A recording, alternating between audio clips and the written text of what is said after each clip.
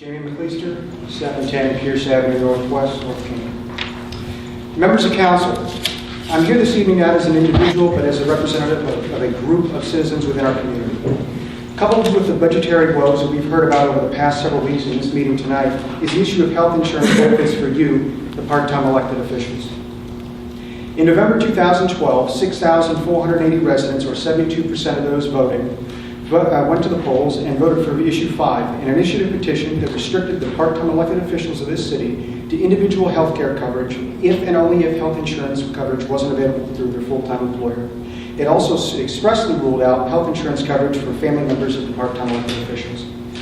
Now, 15 months later, as the city is facing a grave financial crisis, two members of council continue to not only take health insurance coverage for themselves, but for their families as well. Family health insurance coverage for these two council members was never publicly discussed, which leads one to believe that it was purposely concealed from the residents. Additionally, the cost associated with these health care plans appears to be absent from the budget, which is further evidence of concealment.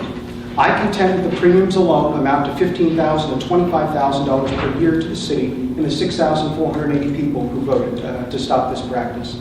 Yes, $15,000 to $25,000 compared to a shortfall of $800,000 that you, Mr. Snyder, talked about tonight is a drop in the bucket, but it's a start. That and the fact that voters spoke on this issue is precisely why this practice must be stopped. I'm sure that the two members of council who are still receiving family health insurance coverage through the city will say that they needed time to sign up via open enrollment with their employer.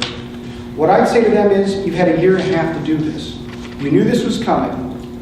I once saw a sign at a local store which will remain nameless. Although horrible customer service, it rings true to this situation here. It read, "A lack of planning on your part does not constitute an emergency on my part." If you personally screwed up in signing up for insurance with your employer, why is it my fault? Why should I and the citizens of North Canton pay for your mistake? We're all adults. Take responsibility. Furthermore, it would be conceivable to think that any of you could call the HR departments at the companies that you work for and ask for a change in your insurance coverage under a life-changing event. When I lost my insurance due to a layoff several years back, I was able to be added to my wife's policy the very next day. I understand that our law director has possibly convinced some members of this council that the initiative petition that was lawfully passed by voters and subsequently certified by the Stark County Board of Elections in November 2012 is unenforceable. Why should this even be a thought in your minds? It's important to note that it's not your job, or it's your job to serve and uphold the will of your constituents, not look for loopholes to personally enrich yourselves.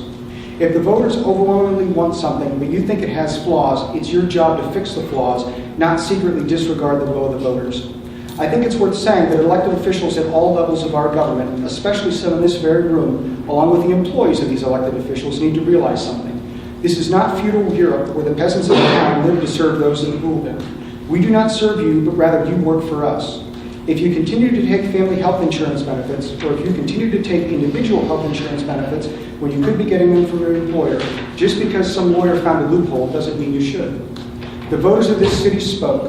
If you continue to do so, you're turning your backs on the voters and the people and the residents. I undoubtedly know that some of you may feel that I, Jamie McCLEASTER, am being negative here. I want to again remind you that this is not just me. I'm simply the appointed spokesperson of a number of concerned citizens.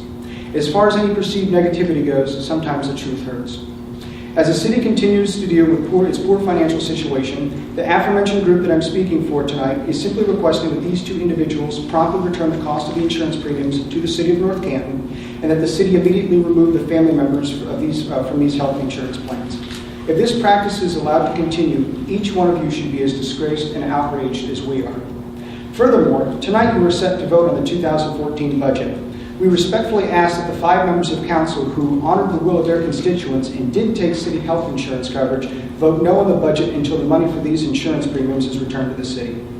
In this age when healthcare coverage dominates the national news, if any part-time city employee is deserving of health insurance benefits, it's our part-time EMS workers and police officers.